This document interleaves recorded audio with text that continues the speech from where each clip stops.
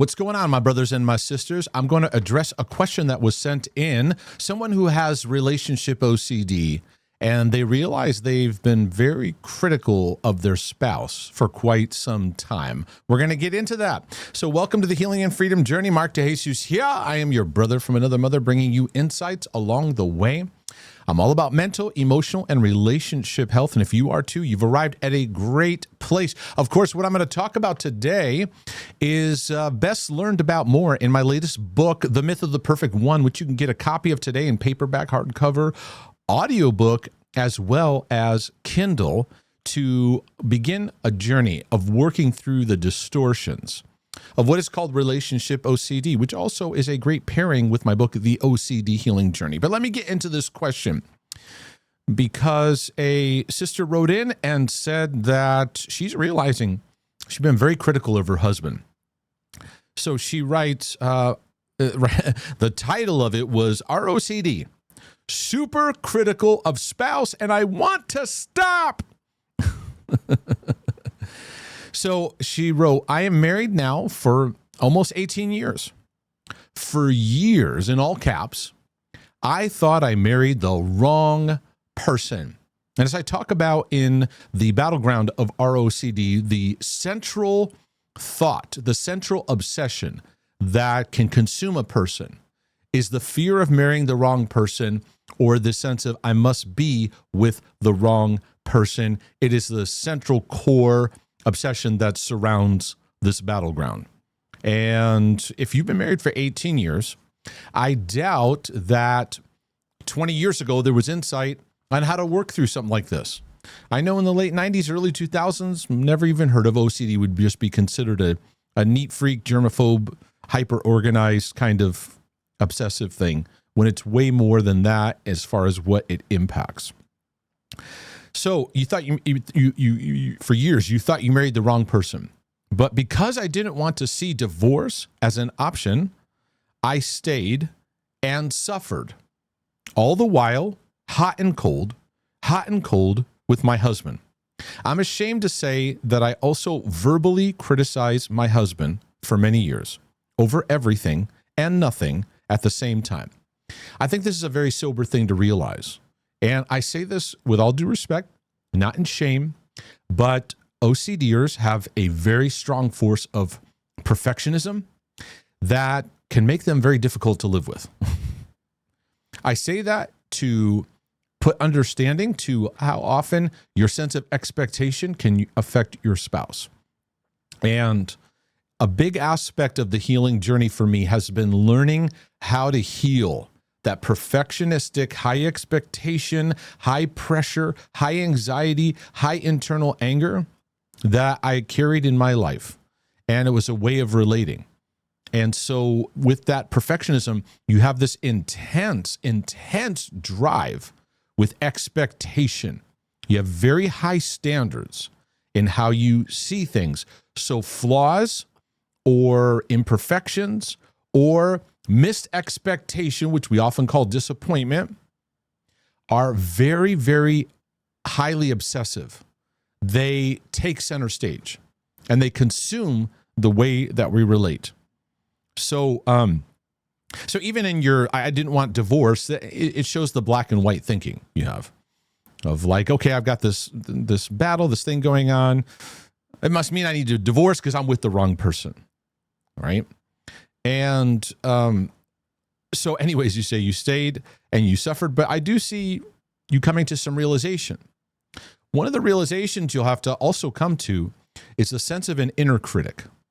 OCDers live with a very intense inner critic. You'll never meet one that doesn't have a strong inner critic. They're very hard on themselves. They put a lot of pressure on themselves. They accuse themselves, condemn themselves constantly, especially because they have all these unwanted thoughts and things swirling within them. That inner critic can translate into an outer critic. So now you take what's within you and you project it outwards, that perfectionistic nitpickiness. You nitpick their flaws, their appearance, their spirituality, the way they are. And now you're flaw analyzing And what does it take us away from? It takes us away from learning love, because love is about appreciation. It's about connection. It's about receiving someone in. It's about learning to grow in what love is, whereas OCD will train us to be hyper-focused on flaws. And then we create a toxic interpretation. I must be with the wrong person, and that's the issue. So you realize you've created some damage over the years. Not that your husband's perfect, but I told him, I criticized my husband for many years over everything and nothing at the same time, and told him my fears about marrying too early or the wrong person. That marrying too early, many can look back and they go, I married too early. Okay, but take that thought and lighten it up. Because I married too early. If I just waited, then my whole life would have been different. So therefore, I married the wrong person. We come to very intense interpretations. I think it's fine for couples to look back soberly, not catastrophically. Yeah, we didn't really know how to love when we first got together, or I married too soon, or I waited too long, or whatever. Okay, but now I'm learning to work through that. So anyway, you shared these things with him. You said, I know, it's awful what I've done. One day as I was spinning, I heard a quiet voice in my heart say, now, many of you who know my channel know I do have strong caution about I heard a voice or God told me, because that puts a out there kind of voice that then I'm interpreting as it means something. And when I tell other people, they need to see that as God or as something that's valid or important to listen to. With that in mind, though, you said the thought said this would have happened no matter who you married. And I will say I had the same thought that I had to realize was that this was not about the other person and me fussing and fixing and finding that perfect person. This was about how I related. And once you begin making that change, now your work becomes more productive, because this battleground of ROCD will train you to look outward, to try to feel better, and there's a constant chasing of those feelings, by the way.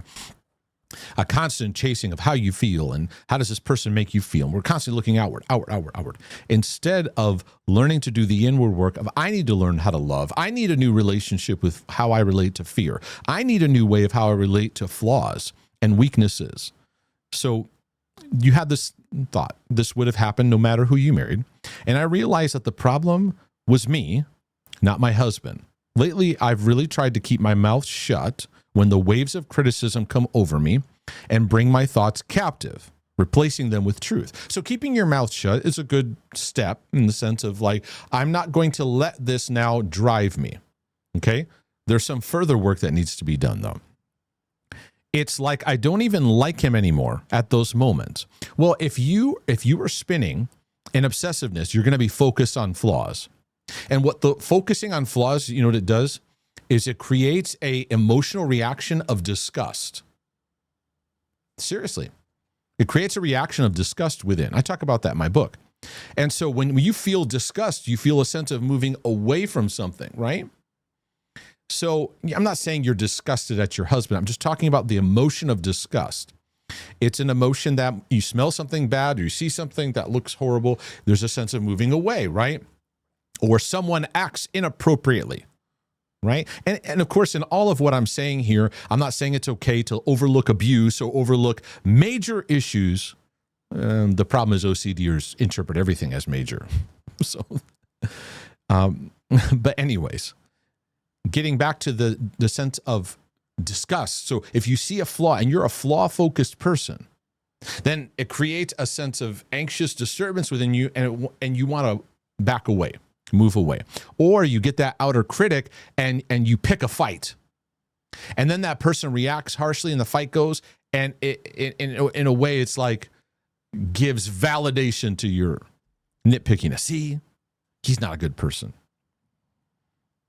So you say, I don't even like him in these moments. All of the things arise within me, like doubts about his intelligence, his parenting, his weight gain, etc. So it's his outward appearance, his inward intelligence, and his abilities. That's all. When you're under the scope of perfectionism turned on, no one passes. It's a very, that's why I said living with a perfectionist is tough. And then OCDers go, fine, I'll live alone. No, get back over here. Stop it with that. I feel totally unattracted to him and miserable and stuck. Well, yes, because your sense of attraction is built on him needing to be a certain way. And that can get into very tricky territory. Because when we live out of gratitude and appreciation, that well of love begins to build. And what we are in marriage, you're in a journey of learning to appreciate your spouse's strengths while also seeing their flaws through the lens of love. A lot of the exposure therapy is learning to see the flaws and not react to it, not feed it, and gently tune your senses to what you appreciate.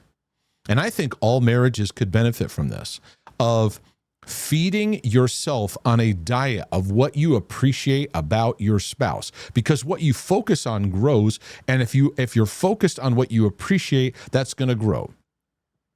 And that's going to help starve out the perfectionist, because the perfectionist in you is fussing over what's wrong or what's flawed. And you'll be on that for the rest of your life. So you're seeing it's making you miserable and stuck. So much pride on my part about knowing what's right. And I think that's kind of you shaming yourself, but you're recognizing you're doing some damage. But I do my best to keep deciding to love, and that's important, to keep my mouth shut. Well, here's what I would say. Don't just keep your mouth shut. Take your mouth and use it as a rudder of expressing appreciation.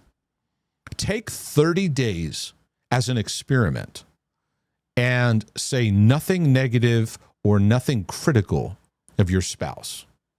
You're going to write back to me and go, Mark, can I fast something else like food? I'll just not eat for 30 days because your body's going to pitch a fit.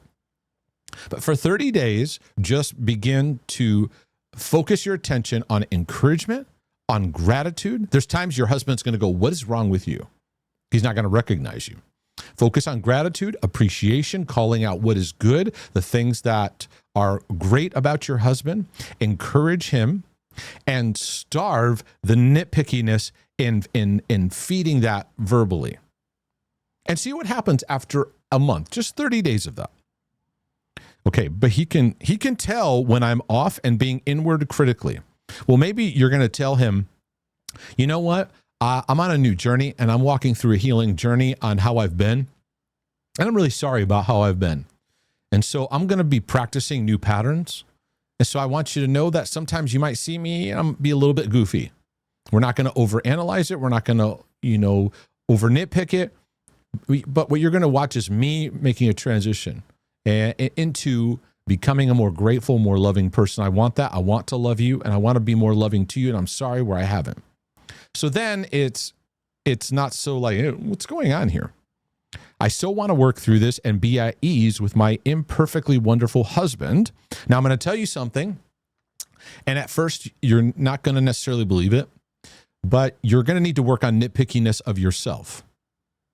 For a long time, you've taken the nitpickiness of yourself where you don't feel loved and you don't feel safe, and you're transferring it to look outward. But it's really what you're feeling inside. Now, most at the front, they don't agree with that. No. I know how to love people. No, you don't. Because you don't love yourself either. Okay. So I want to work through this and be at ease with my imperfectly wonderful husband and just freaking enjoy life together. And so that freaking enjoy life together, I hear that pressure that you got. Come on and just love him. Just love him. And yes, we're going to decide to love, feed love, but you're going to move into the gentle cycle. You're in the harsh cycle. You're in the spin cycle, and we're going to move you into the gentle cycle. So that's being gentle with yourself, gentle with him. And love it grows so much out of patience and kindness. We've had glimmers of it, but I can't seem to stay there. Well, appreciate the glimmers. Hey, we had a glimmer. That was great. What a great moment. Anchor yourself in those. Appreciate them. Let them be reminders that there's more of that to come, providing you continue to feed that. I know I've severely hurt him and damaged his confidence, but I'm hopeful that God can heal this part of my heart and our marriage. I'll tell you something. There's something really incredible about a wife that encourages her husband. Now, I know I'm just talking about the male side for a minute. I talk a lot about the female side, but let me talk to you about our men. They're highly discouraged. They are walking around with often a low-grade depression. They feel like drones in life. It's difficult to feel appreciated, excited. They're worn down. And they need a father's heart in their life, but it is so empowering when a woman is verbally and emotionally encouraging and empowering. It is like oxygen to a man's soul. So you need to see the power that you have. And I believe you're being sober about what you've done in adding to his damaged confidence. You write, he's a saint for not dropping me years ago. I think that's a good sober statement, because sometimes we don't change until we recognize, what if I don't do anything, what's life going to be like? I could lose this guy. And so my encouragement to you is move from this intense expectation, which for perfectionists are so rigid, and begin to make a shift towards compassionate appreciation. Feed on it. Focus on what is good. Focus on what you appreciate. Call it out. Mention it. Let your mind and your heart meditate on it. Feed what love looks like. Find out what makes your husband feel loved the most. What's his language? What's the frequency of what makes him feel loved? And feed that. And continually feed what you appreciate. And I encourage you, take 30 days and go, I'm not going to say anything negative to him this whole month. And every negative thought that I have, because OCDers have negative thoughts, it's part of their intrusive thought battleground. You're going to react gently and just redirect yourself towards appreciation and towards acting on what love says. And I encourage you, get a copy of The Myth of the Perfect One to walk through it, remind yourself of what's important, walk through the distortions, and allow yourself to experience greater healing. And of course, the OCD Healing Journey is a great companion. These two books work great together, and I pray it's a blessing to your life. Do me a favor, ladies and gentlemen. Click that like button and click subscribe. Also, go over to markdejesus.com, and you can find out more about resources, materials, stuff I've got on all kinds of subjects of mental, emotional, and relationship health. Lord willing, and the creek don't rise, I'll be back with more insights for your healing and freedom journey. But in the meantime, I'm out.